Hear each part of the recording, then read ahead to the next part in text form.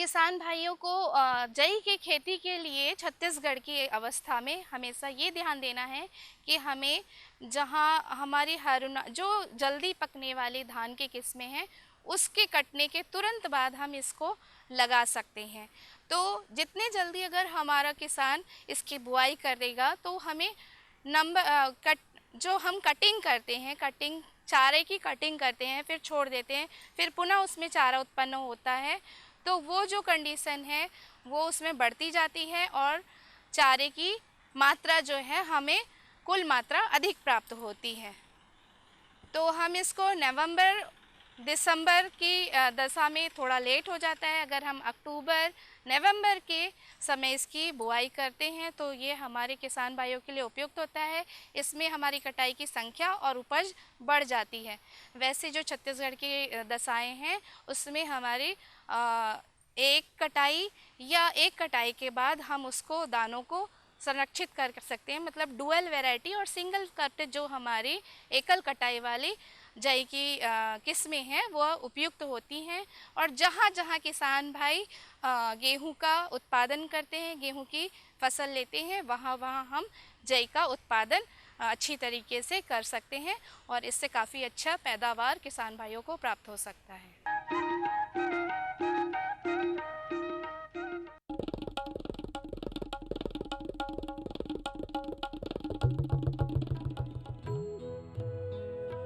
अम्मा जी, मैं चली स्कूल पढ़ने। स्कूल? पर शादी के वक्त तो तूने कहा था कि तू पढ़ी लिखी है। अरे अम्मा जी, फार्म स्कूल जा रही हूँ, खेती की नई नई बातें सीखने। आप भी चलो ना। फार्म स्कूल, जहाँ खेतों में पैदावार बढ़ाने की हर बात किसानों को सिखाई जाती है, जैसे मिट्टी के हिसाब से सही खाद, बढ़िया बीज और जरूरत के मुताबिक कीटनाशक, ताकि कम लागत में अधिक मुनाफा।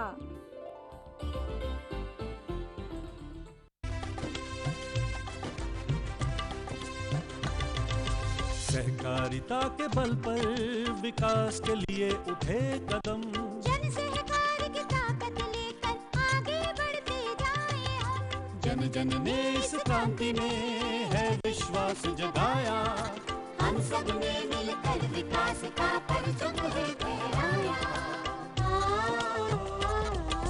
सहकारिता है अपने विकास की पहचान, नए दौर में सहकारिता ही भारत का अभिमान। कृषि मंत्रालय भारत सरकार द्वारा जनहित में जारी।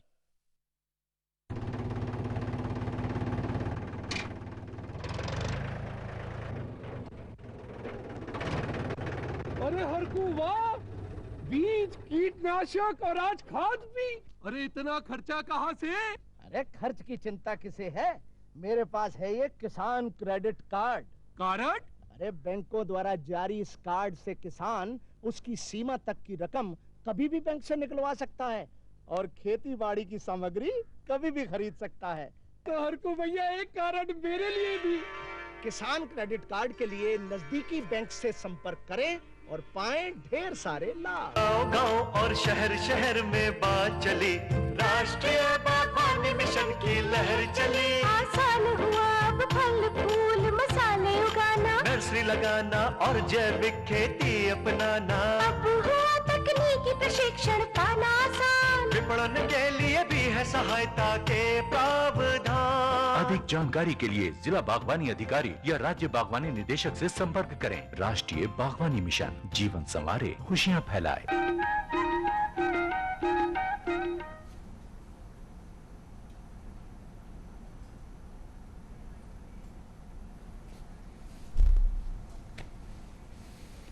कृषि दर्शन के सभी दर्शकों को नमस्कार।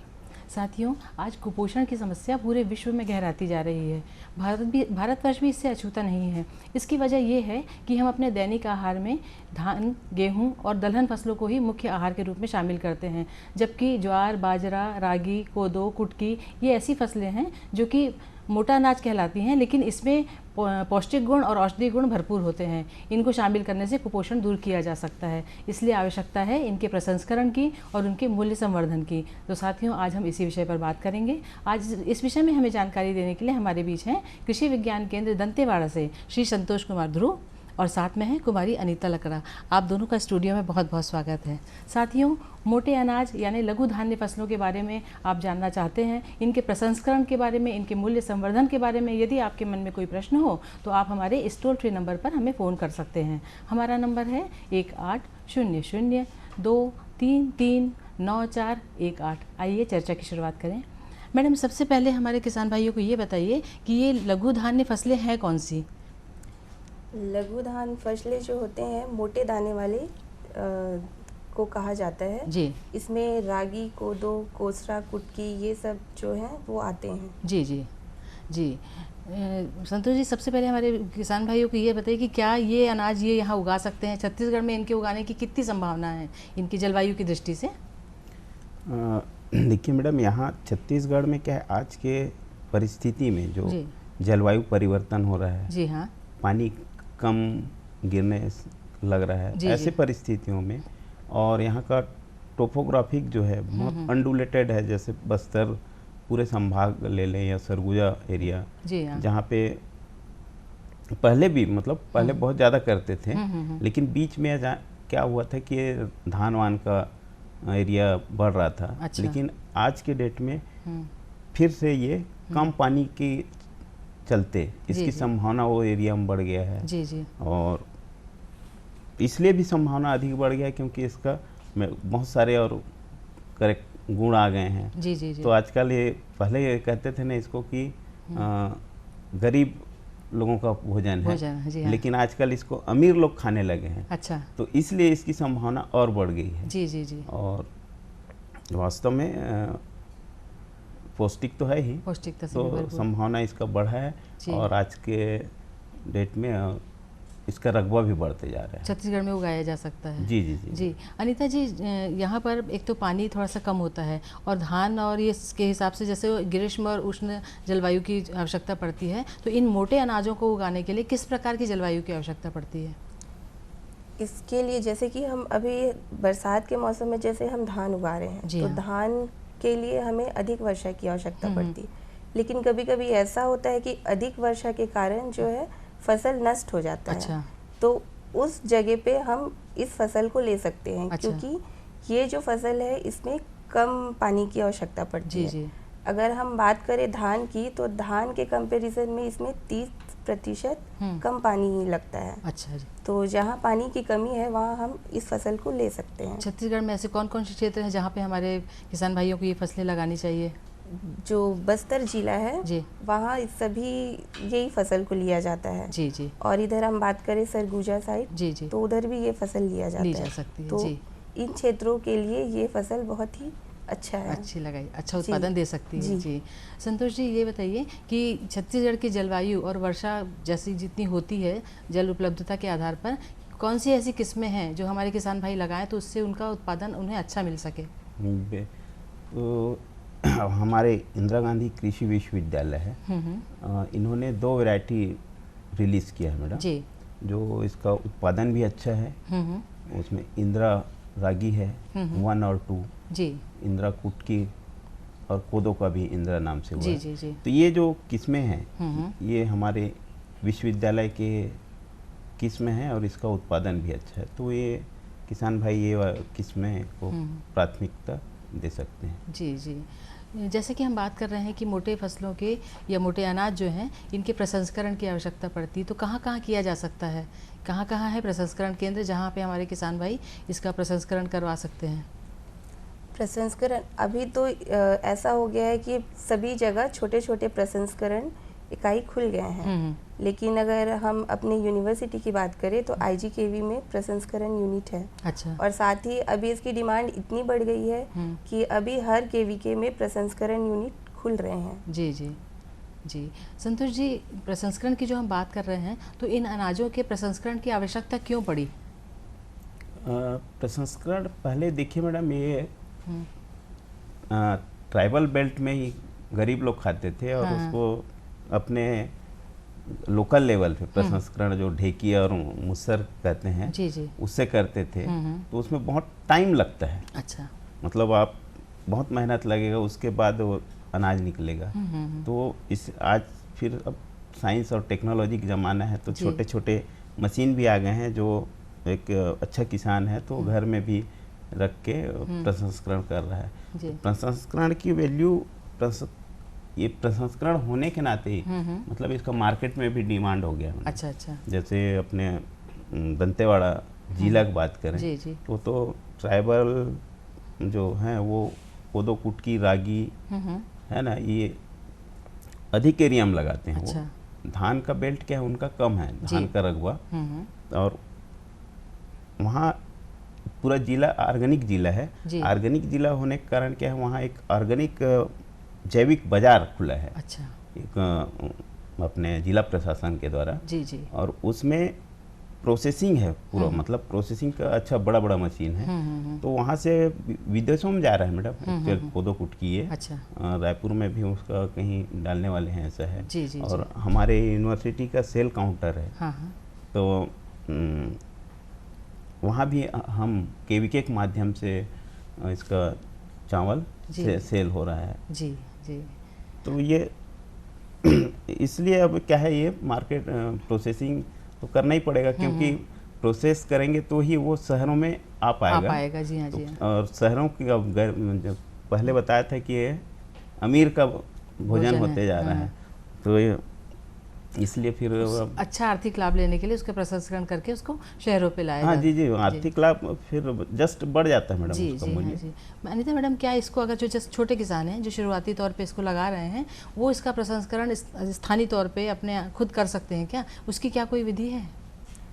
हाँ जी, कर सकते हैं। अभी क्या है, मतलब हर जगह में, जैसे कि हम अपने दंतेवाड़ा जिले की बात करें तो वहाँ मिनी राइस मिल है। अच्छा। तो ऐसी और इसके भी और मशीन है। तो उसको क्या है, समूह में दिया जाता है। अच्छा। तो उससे क्या है, हर गांव में मशीनें पहुंच जाती है। तो उससे क्या है, वो ग्रुप में मिलके उसका प्रसंस्करण करके फिर उसको वो सेल कर रहे हैं। जी। तो उससे क्या है, उनको इनकम भी मिल रहा है। जी जी जी। संतोष जी, कौन कौन से मतलब पौष्टिक गुण या औषधि गुण कौन कौन से हैं इसमें लघु फसलों में, जिसके कारण कि इसे हमें आहार में शामिल करना जरूरी है? इसमें जितने भी अपने अनाज हैं है ना, उससे तो प्रोटीन है, कैल्शियम, ये बहुत ज़्यादा मात्रा में है मैडम। अच्छा, इसमें जी। और इसी के चलते, और जैसे रागी हो गया है, शुगर मतलब शुगर लो है, फैट कम है, तो शुगर वाले उसका कोदो का चावल खाने लगे हैं। जी जी। तो इसलिए मतलब औषधि गुण अमीरों का भोजन इसीलिए हो गया मैडम, क्योंकि आजकल अमीरों को ज़्यादा बीमारी होने लगा। जी जी। क्योंकि शुगर है, बीपी है। जी जी। ये कॉमन हो गया है आजकल। जी हाँ, तो जी। वो डॉक्टर लोग भी रिकमेंड करते हैं जी कि जी। आप उसका अनाज का वो खाइए चावल। तो इसलिए मेडिकल गुण है उसका। जी जी जी। तो इसमें किन किन बीमारियों में ये अनाज जो है फ़ायदा करता है? कि जैसे कि आपने बताया कि इसमें लो शुगर होता है, तो शुगर के मरीज जो है चावल की जगह रागी या कोदो ये सब खा सकते हैं। और भी कैसे कोई अनाज हैं जो रिकमेंड करते हैं डॉक्टर की, जो आपको औषधि गुण के मतलब पहुँचाते हैं, ज़्यादा फ़ायदा पहुँचाते हैं, इसलिए उनको खाना चाहिए? जो कैंसर पेशेंट होते हैं उनके लिए ये बहुत अच्छा होता है, क्योंकि उससे लड़ने की जो क्षमता होती है जी जी, वो हमें देते हैं। और डायबिटीज़ का तो ये बहुत ही ज़्यादा मतलब यूज़फुल है, ये जो मिलेट्स है। जी जी जी। मैडम, इसके मूल्य संवर्धन की आवश्यकता क्यों पड़ी, या कैसे किया जाता है? इसकी मूल्य संवर्धन की आवश्यकता इसलिए पड़ी क्योंकि इसकी मार्केट डिमांड तो बढ़ रही है। जैसे हम रागी की बात करते हैं, तो रागी का मूल्य, रागी से हम रागी माल्ट बनाते हैं, तो उसका डिमांड क्या है, अभी बहुत बढ़ रहा है। तो रागी माल्ट बनाने के लिए जैसे उसका हम प्रोसेस जाने तो उसमें क्या है, जैसे माल्ट बना रहे हैं तो 100 केजी का हम बना रहे हैं, तो उसमें हमको 70 केजी रागी लगता है। अच्छा। और 15 केजी मूंग और 15 केजी चना। अच्छा। तो इसका प्रोसेस ऐसा है कि इसमें न्यूट्रिशन वैल्यू बहुत ज़्यादा है। जी हाँ। तो इसको बनाने के लिए क्या करते हैं, इसे हम रात भर भिगो के रखते हैं सभी को। फिर नेक्स्ट डे हम उसको फिर से 24 घंटे के लिए अंकुरित करते हैं। अच्छा। फिर उसके बाद फिर इसको हम सुखा के इसको रोस्टिंग करते हैं। जी। रोस्टिंग करने के बाद हम फिर इसको मील के थ्रू हम इसको पिसाई करते हैं जी। इस तरह से रागी माल्ट बनाया जाता है। जी जी। और ये रागी माल्ट का डिमांड अभी तो बहुत ज़्यादा बढ़ गया है, क्योंकि अभी तो सुपोषण अभियान बहुत चल रहा है, तो जी, जी। उसके लिए ये बहुत हेल्पफुल है, जी। क्योंकि इसमें प्रोटीन, कैल्शियम, मिनरल्स बहुत ज़्यादा पाया जाता है। जी जी जी। संतोष जी, रागी के अलावा और कौन से ऐसे अनाज हैं जिनका मूल्य संवर्धन करके उन्हें कुपोषण से बचाने के लिए उपयोग किया जाता है, या कुपोषित बच्चों को दिया जाए तो उनका कुपोषण दूर हो सके? देखिए मैडम, ये अभी मैडम बता रही थी है ना, रागी माल्ट जी। तो ये कुपोषण पहले आंगनबाड़ियों में, मतलब जिला प्रशासन के द्वारा आंगनबाड़ियों में अपन कृषि विज्ञान केंद्र के माध्यम से जो समूह बना रहे थे, जी जी। और आंगनबाड़ियों में सप्लाई हो रहा था, जी जी, क्यों कोई कुपोषण दूर करने के लिए। तो और बाकी तो चावल बना के उसको सीधा अपन ले सकते हैं। जी जी जी। अनीता जी, जैसे कुछ हमारे नए किसान भाई इस उत्पादन को लेना चाहते हैं या इससे जुड़ना चाहते हैं, लघु धान्य फसलों का उत्पादन लेना चाह रहे हों, तो उनके लिए क्या मार्केट उपलब्ध होता है वहाँ पे स्थानीय तौर पे? शहरों में तो इसकी मांग बहुत ज़्यादा है, क्योंकि इसके पौष्टिक गुणों को, औषधीय गुणों को लोगों ने समझा है, पर ग्रामीण स्तर पर अगर ये उगाते हैं तो इन्हें क्या मार्केट मिल सकता है?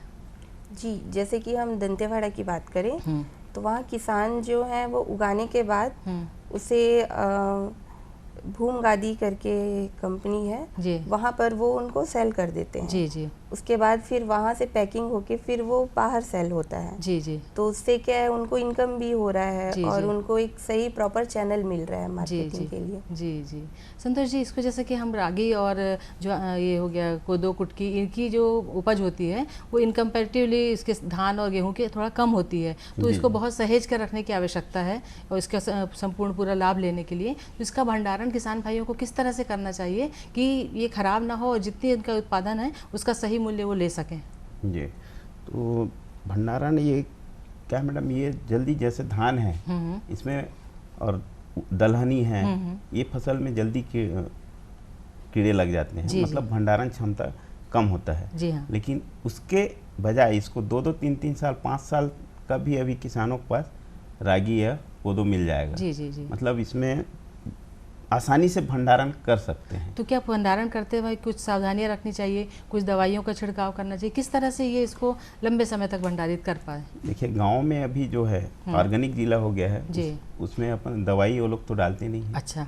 है ना, आजकल उसके लिए बहुत सारे ऑर्गेनिक आ गई हैं मार्केट में, जैसे गौमूत्र वो बना लिए, कंडे, नीम के पत्ती हैं, वो मिक्स करके रखें तो और ज़्यादा सुरक्षित रह सकता है। जी जी जी। इसके उत्पादन के समय में किन बातों का ध्यान रखना चाहिए ताकि उत्पादन अच्छा हो?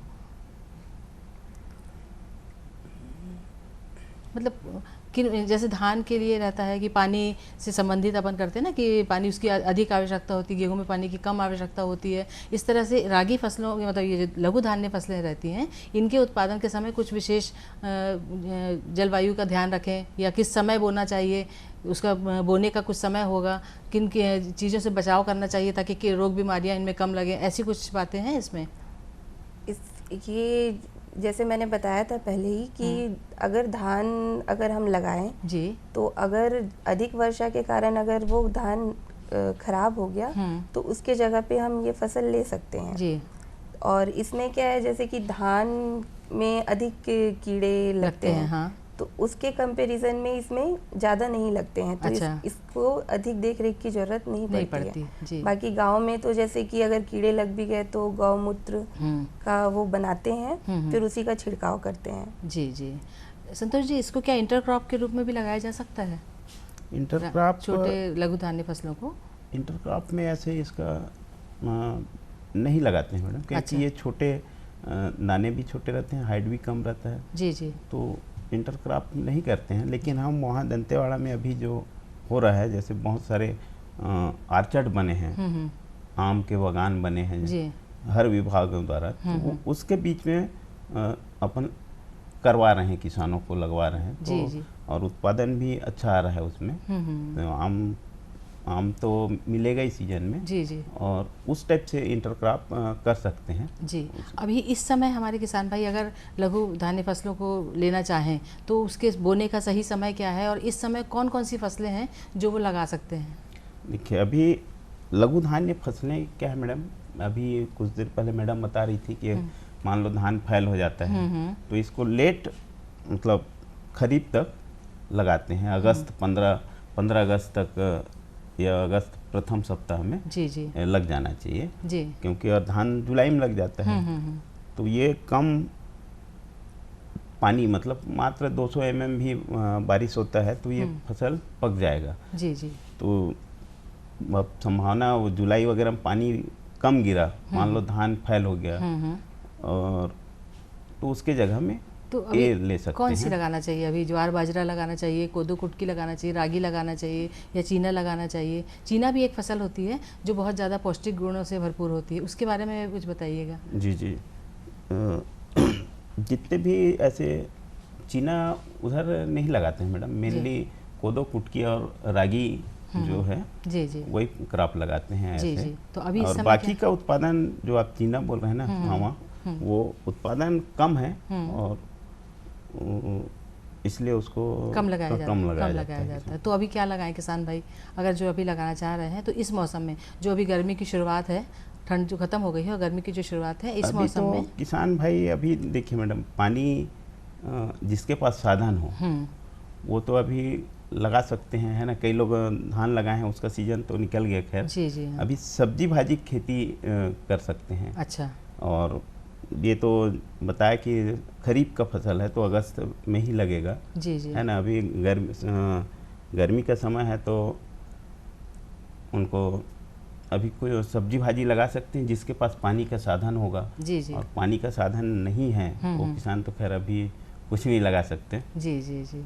और कुछ खास बात बताना चाहेंगे आप इन लघु धान्य फसलों के बारे में? हाँ, ये लघु धान अभी क्या है, इसका मार्केट डिमांड बहुत अधिक बढ़ गया है तो हर जगह प्रोसेसिंग यूनिट इसकी होनी चाहिए। जी जी। इससे क्या है, किसान तो फसल लगा लेते हैं लेकिन उनको मार्केटिंग प्रॉपर चैनल में मैडम नहीं हो पाता। एक साथी का फ़ोन है, पहले सुन लें। Hello hello hello. हाँ सर। नमस्कार। नमस्कार। नमस्कार। आप कौन बोल रहे हैं? अपना परिचय दीजिए और अपना प्रश्न पूछिए। जी संजय राज बोल रहा था, मैं अंबिका पूछे। जी संजय जी, पूछिए क्या पूछना चाहते हैं? ये पूछना चाह रहा था मैडम कि कोदो का मतलब उन्नत बीज कहाँ से खरीदा जाए, कहाँ से मिलेगा? कोदो लगाना चाहते हैं ये, तो कहाँ से उसकी उन्नत किस्म कहाँ से प्राप्त अच्छा, कर सकते हैं? आपको इसकी उन्नत किस्म अपने इंदिरा गांधी कृषि विश्वविद्यालय रायपुर में जो है ना। हेलो। हाँ जी आप बोलिए। हाँ, तो वहाँ से आपको उपलब्ध हो जाएगा। जी आप बता रही थी मैडम लघु धान्य फसलों के विषय में। हाँ, तो अभी क्या है, मतलब किसान तो लगाते हैं फसल लेकिन उन्हें क्या है, मार्केटिंग अच्छे से वो कर नहीं पाते हैं। जी जी। तो हर जगह ये यूनिट होनी चाहिए। जी जी। इससे क्या है कि किसान लगाएं, साथ में उनको अगर वो यूनिट मिले प्रोसेसिंग के लिए तो वो उसको सेल करके अपना जो भी है इनकम वो जनरेट कर सके। जी जी। रागी के अलावा भी और किन किन फसलों का मूल्य संवर्धन किया जाता है? रागी के अलावा देखिए मैडम, अपने अभी जो चलन आ रहा है मार्केट में हाँ। मूल्य संवर्धन का, वो हर चीज़ को देखते हैं। मतलब आप सामग्री देखेंगे, उसका क्वालिटी तो देखेंगे ही और पैकिंग का तरीका भी देखते हैं कि मॉडर्न तरीका से, मतलब बाजार ऐसे हो गया है ना कि अच्छा दिखे तो उसको ज़्यादा खरीदार तैयार होंगे। ऐसा है पहले जो दिखता है वो बिकता है वाली बात। हाँ, दिखता है जो बिकता है। तो वैसे ही अभी जितने भी प्रोसेसिंग सेंटर हैं जी जी, है ना, सब और उसको पैकेजिंग का क्वालिटी है उसको अच्छा तो कर ही रहे हैं जी। और क्वालिटी भी उसमें अच्छा है। तो आप पूछ रहे थे कि और कौन सी चीज़ का मूल्य संवर्धन, तो अभी हमारे कृषि विज्ञान केंद्र दंतेवाड़ा द्वारा मुनगे का पाउडर, अच्छा, जिसको हम न्यूट्रिशनल डायनामाइट भी कहते हैं, अच्छा, मतलब उसमें आयरन है और बाकी औषधि गुण है बहुत रहता है। उसको पाउडर फॉर्म में लाके पाउडर करने के बाद उसका हम केक बना रहे हैं, उसके लड्डू बना रहे हैं और अच्छा। उसका पत्ती का भी बेच रहे हैं, मार्केट में भी आ रहा है वो, है ना। तो इसको भी हमारे एसएचजी समूह है वहाँ, वो उसका पाउडर से केक बना के, मतलब आप ऑर्डर पे वो किसी केक बना के देते हैं, जी, जी, जी। इस टाइप से कर रहे हैं। उसके अलावा चावल का तो प्रोसेसिंग होता ही हाँ, वैल्यू एडिशन हो ही रहा है। जी। संतोष जी, अनिता जी, आप दोनों हमारे स्टूडियो में आए, हमारे किसान भाइयों को बहुत उपयोगी जानकारी दी। आप दोनों का बहुत बहुत धन्यवाद। धन्यवाद। साथियों, आज बस इतना ही। नया विषय, नई जानकारी के साथ आपसे फिर मुलाकात होगी। तब तक के लिए आज्ञा दीजिए। नमस्कार।